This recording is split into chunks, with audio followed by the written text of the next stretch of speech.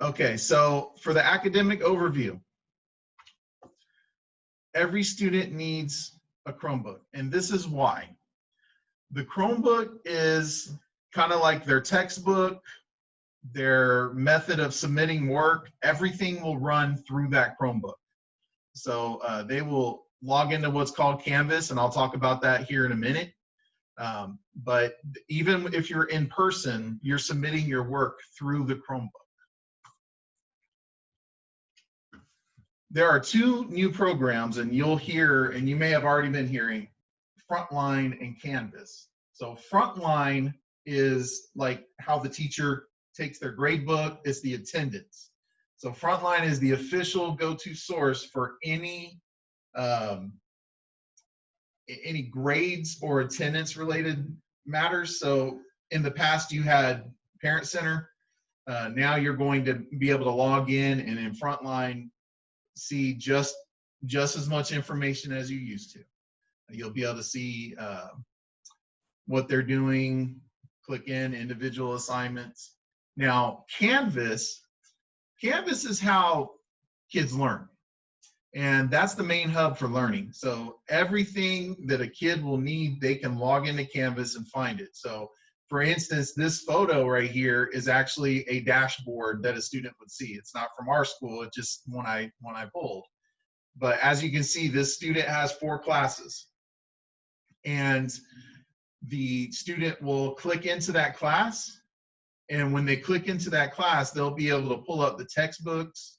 They'll be able to access the chat boards, quizzes, you name it, they can get into it. And as a matter of fact, here is an example of what a student would see when they log in. You can have different types of assignments. One could be a pop quiz. There could be a chat board where it asks you a question and it's asking you to type a 3 to 4 sentence response. It could be a link to a 5-minute video on a topic. So there's differing things that a teacher can put in there. It could be an interactive graphic. So the students have all of the different things that they'll access are in there. Now, as a parent, that might be a little bit too much. You might get a little lost in the weeds there, okay? What I found last year when we did the distance learning, one of the reasons that was frustrating was because parents, I know I just wanted to look and say, okay, my son, what are you talking about in this class?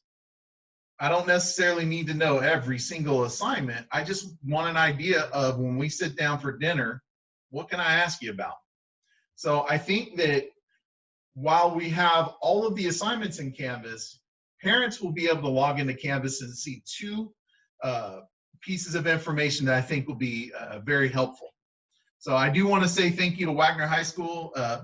You know, high schools, when kids go to high school, they have rivals. And, oh, that's the other high school, we're the rival. But I can tell you, for principals, we lean on each other, and we are working with each other. Wagner High School came up with this, and I thought it was fantastic. So guess what I did? I slapped our logo on it, and I'm using it here. You'll see that Judson High School, we are partnering with them for a tutoring thing on Saturdays that we'll talk about. So I think this is a great time, and I'm going to use it. So I took this, it's a 9 weeks overview, and I actually laid out, so I used to be a U.S. history teacher, and so I kind of laid out, this is the second 9 weeks. So on a 9 weeks overview, you will know that, for instance, November 16th through the 20th, the week before Thanksgiving break, my student that's in U.S. history will be talking about modern America, the 1970s through the 1990s, and then modern America. So that when I'm hanging out talking to my kid at dinner, I know that I've got some really great stuff and some good conversations I can pull up. Now, let's say it is October 19th through the 23rd, the very first week of this 9 weeks. The other document that I think is good for parents to see is the week at a glance. every single week, our teachers will post this. And you will know that on Monday, we're covering the start of World War II and then how America got involved in World War II, Pearl Harbor. So I know that at the dinner table, I can say, hey, what'd you think about the Pearl Harbor? And I know that on, say, Thursday, that's a pretty in-depth day. If I'm, you know, when I was a teacher, that was the day where I had students, you know, doing that critical thinking and really talking about the more sensitive subjects that we need to talk about. You know, these are some ethical things, and I know that kind of changes, you know, the mood. So if your kid seems kind of serious, well, you'd know. Well, we talked about some pretty serious stuff, the Holocaust. I think this is good because every subject your kid's in, all 5 periods, we're going to have this. And so for a parent, this is the manner in which I believe that parents last year just wanted to have a connection to what my student is learning. Because yes, we'll give you some instruction about how to log into Canvas and see some, you know, you can get lost in the weeds there and see the individual assignments. But this was the gold mine for me. This was where what I wanted for my own son. So I'm not going to be personally the one that gives you a tutorial. That's not tonight. That could be in future parent Zooms. But we actually on our website have a parent academy, and it's awesome. If you go to the Judson ISD website and on the top right-hand corner, you click the magnifying glass. If you type parent academy, an amazing web page is going to pop up. And the whole idea of this are live interactive sessions that will teach you as a parent, how do I access and navigate Canvas? How do I, you know, support my child with their online learning? So there are a wonderful amount of resources available. So, because I'm going to be honest, I'm not going to have every answer, but this has been a gold mine. Our district website has a lot of really helpful information, just like the tutorial videos on how to register. This is going to be a great place to go. And as you can see in the little example picture, we are also offering sessions in Spanish. I do want to make a mention of what the bell schedule is going to look like. We keep saying that, hey, we're going to have virtual instruction, but at no point, I don't think we've really talked about this is what time you need to start virtual instruction. So let's do that right now. So from 8:05 to 8:30, that's official virtual office hours. So teachers are going to be logged in and be able to participate in tutoring. At 8:30, that's when class kind of starts. Okay. Now, our daily plan for instruction each period is a blend of what we call synchronous, which is live interactive instruction, and asynchronous instruction, meaning the child can be logged out and not on Zoom or whatever and just complete the work and submit it. So if you're looking in the first block, first period here, essentially what we have, the first 10 minutes of class, the teacher is posing a question. We could call it a daily checkpoint kind of thing, where a question will go out to the students and then they type in and submit their response. Teachers use this time to take attendance, kind of gauge, you know, does the class remember what we talked about yesterday? After that, we're going to go into direct teach. Now, when I could tell you didn't work last year was everything was asynchronous. And so kids were kind of didn't know what date it was and didn't know what time it was. And parents were like, did you do your work? And the kids were doing it at 3 a.m.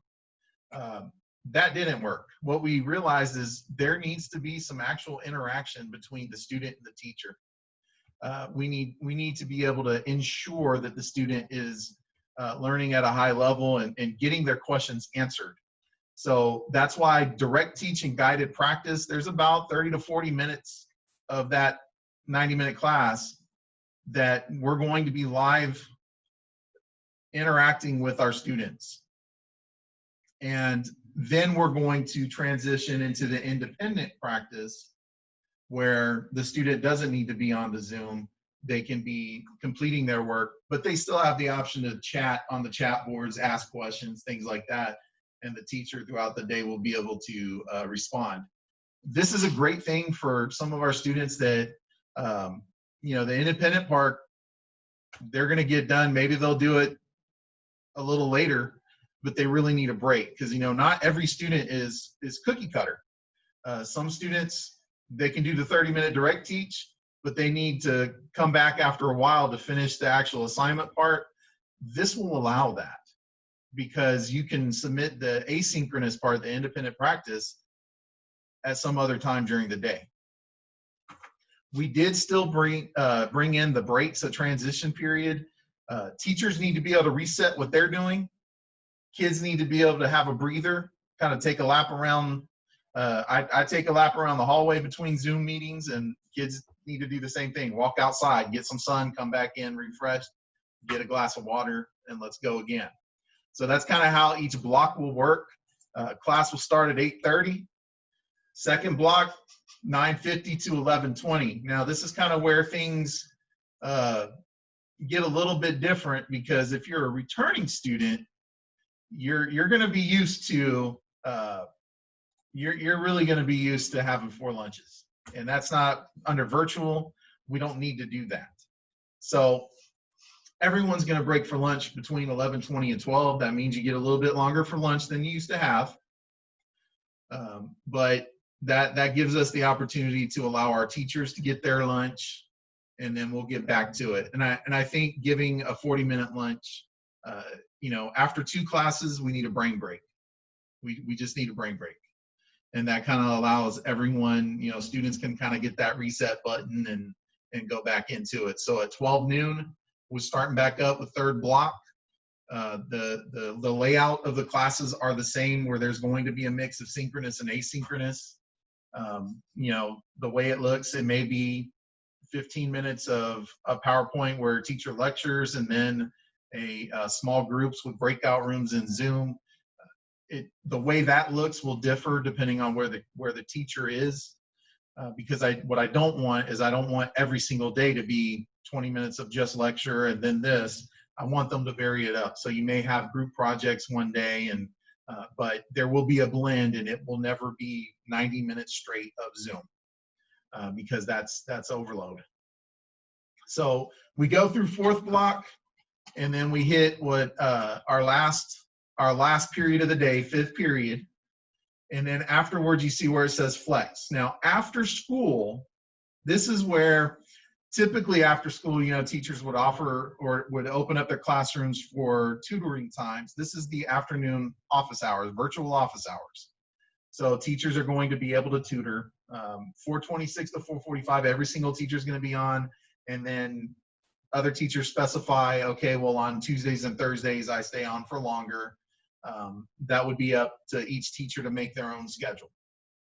So that is our bell schedule. This will come out in a PDF form. I will be sending a email, Bright Arrow, but I'll also make sure all of this is just posted on the campus website. And that way you can just say, okay, I got the bell schedule. Now, I will say that this bell schedule takes us through virtual learning and into in-person.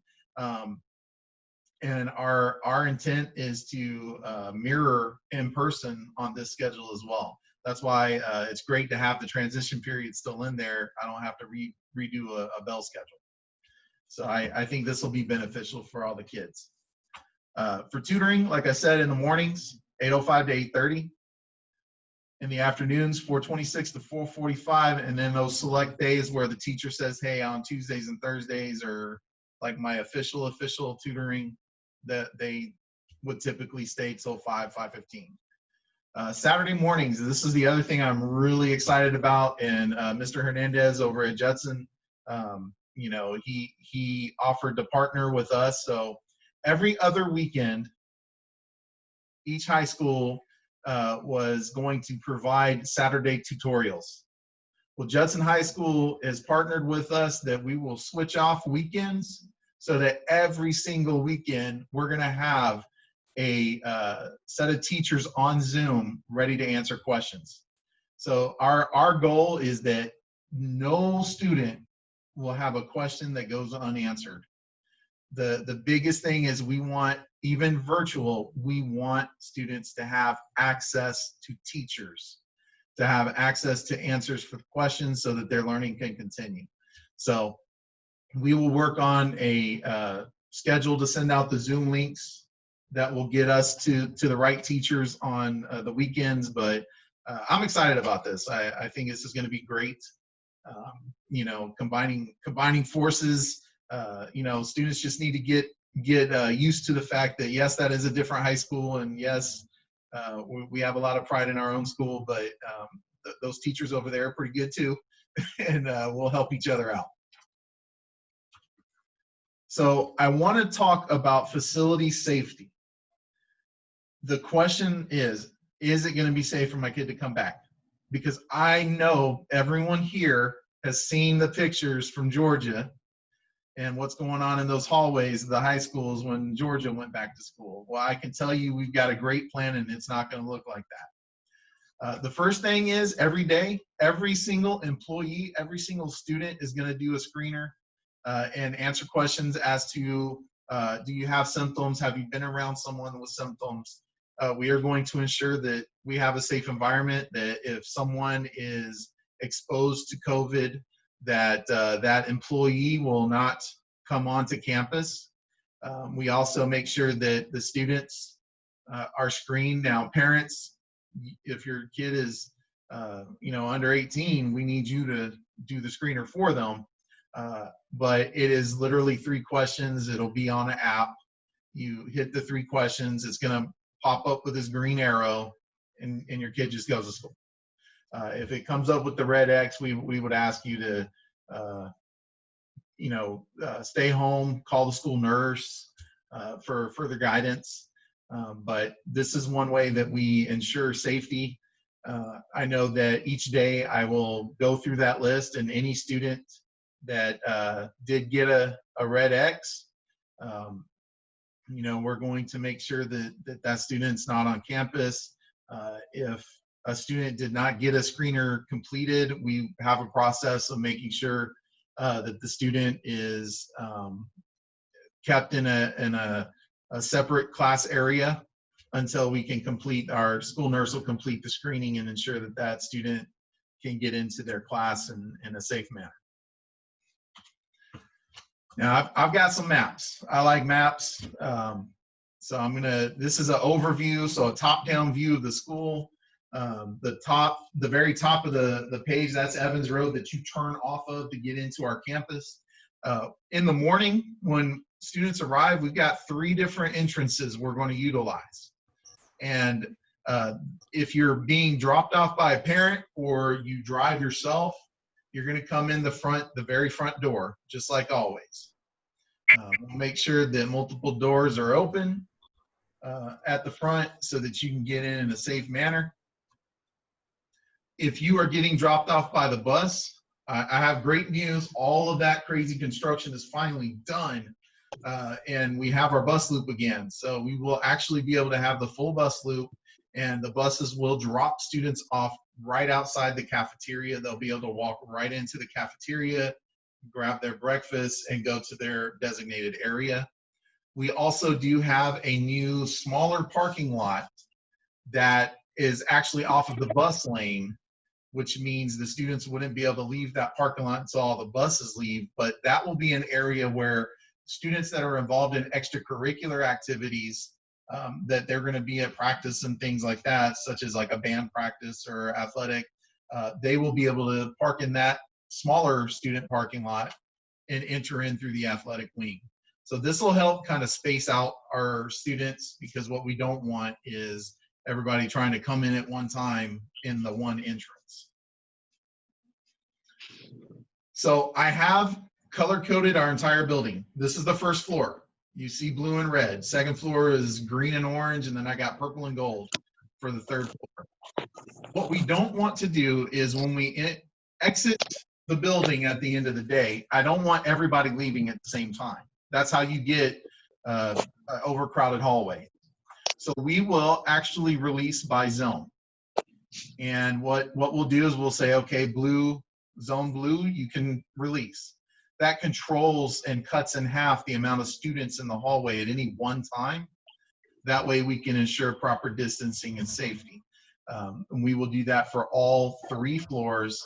And I say this, it's kind of, I've been saying it a lot lately, but I am going to inconvenience our students for our own safety. I am inconveniencing the students for safety, and in the way that students need to exit the nearest outside door.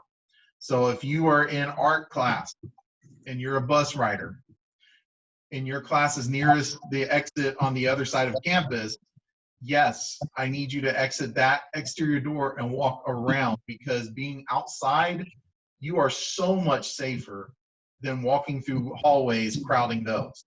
So we will have an entry and an exit plan that does limit traffic.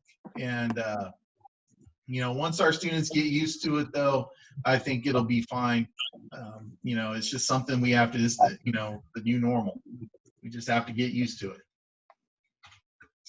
Likewise, our hallways. This is the picture I'm sure most of y'all have seen. This is that Georgia high school that came back. I guess they had great plans for inside the classroom space and out, but they forgot to plan how to move in a hallway. So that cannot be how we operate. But it's okay, because our students a few years ago were like this. They were walking single file line in a hallway just fine up against the wall. Our students will remember that, and they will adapt. We have a plan that has one-way hallways. They go in a circular motion.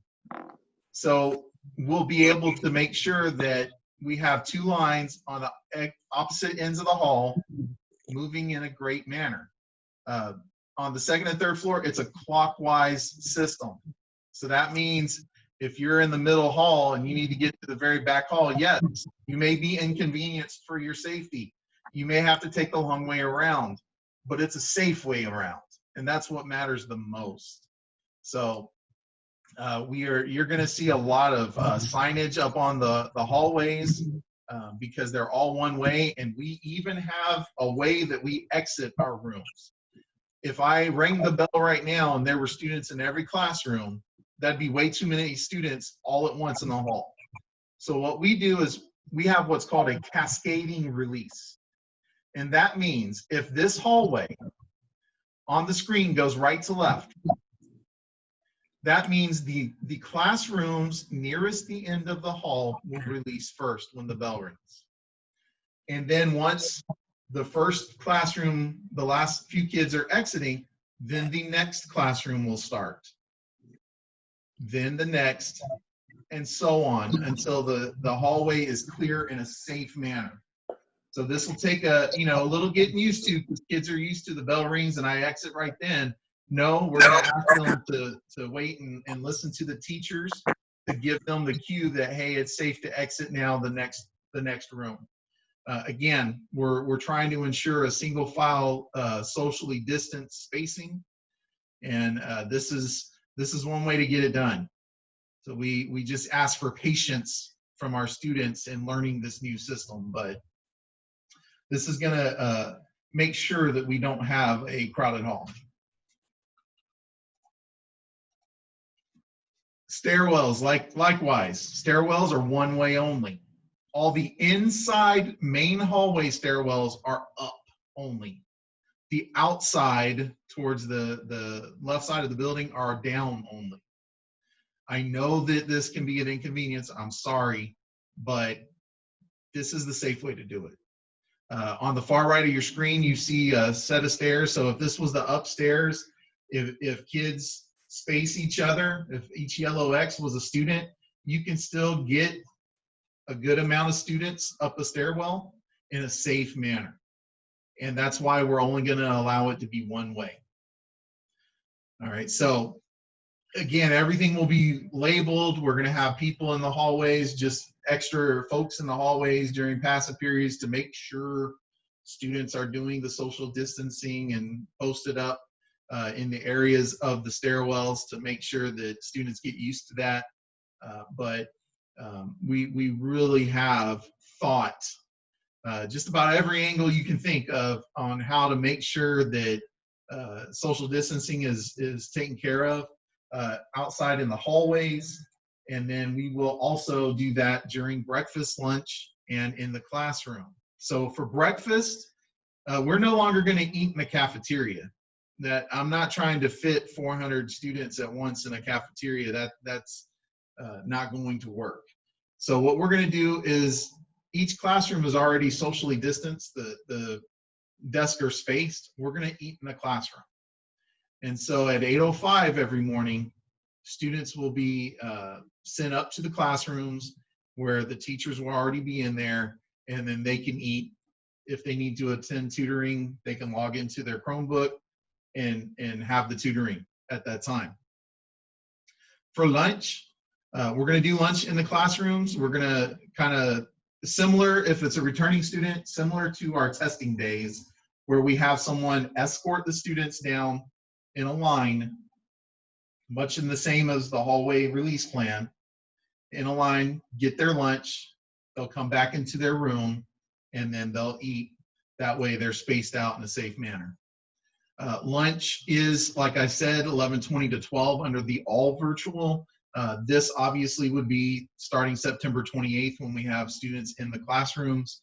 And I put an asterisk next to the time because the movement of that many students in a safe manner, I'd rather be a few minutes late getting started for lunch and make sure that every single student was safe than try to rush them through during that time. So we may make an adjustment once kids are back in, but we'll just have to make sure we're safe, and then I'll let that be our guide. Classrooms. These are actual photos of classrooms in our school. I went in and we actually started doing measurements and making sure that we had some good spacing. The maximum, there is no one maximum number because the way the building is designed, some classrooms are a little bigger or smaller depending on what room you're in. So basically the rule of thumb is we're going to fit as many students in as we can safely. We do expect, with so many families picking virtual instruction, that we would have a reduced load of students anyways. But again, inconvenienced for our safety.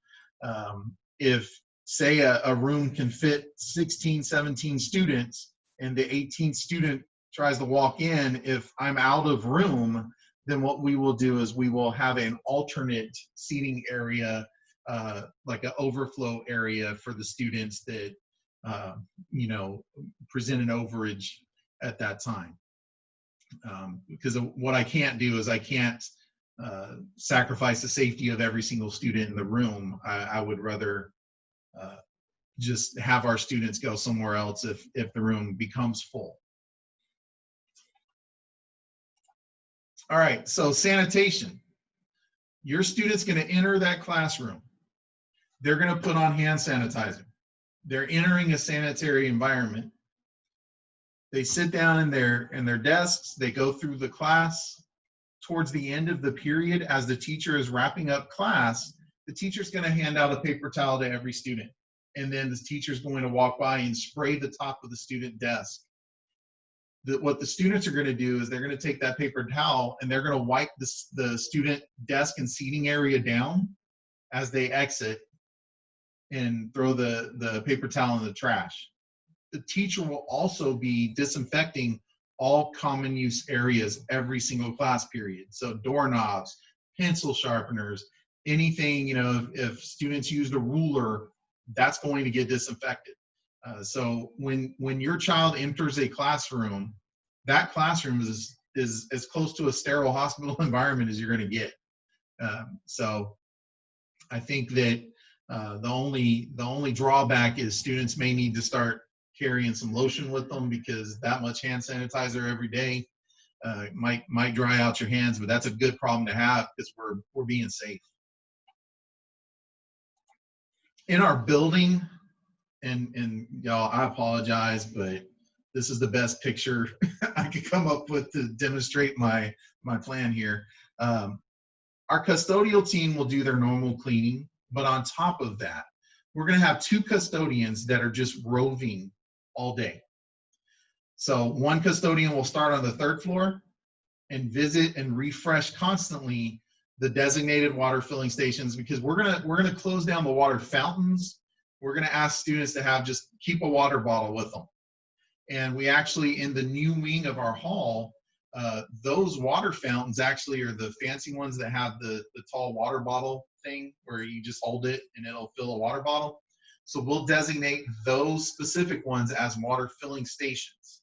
So your student can have their water bottle. They don't have to worry about, is it safe to drink out of a water fountain? Because we won't do just water fountains. We'll ask for the students to wear the bottles. And so we're going to refresh those restrooms constantly. Water filling stations, the outside of the class doorknobs, stairwell banisters. So that 3rd floor custodian works their way kind of in a clockwise motion all the way down to the 1st floor, while the 1st floor custodian is likewise counterclockwise, working their way up. So as you can see, it is a constant refreshing of these areas.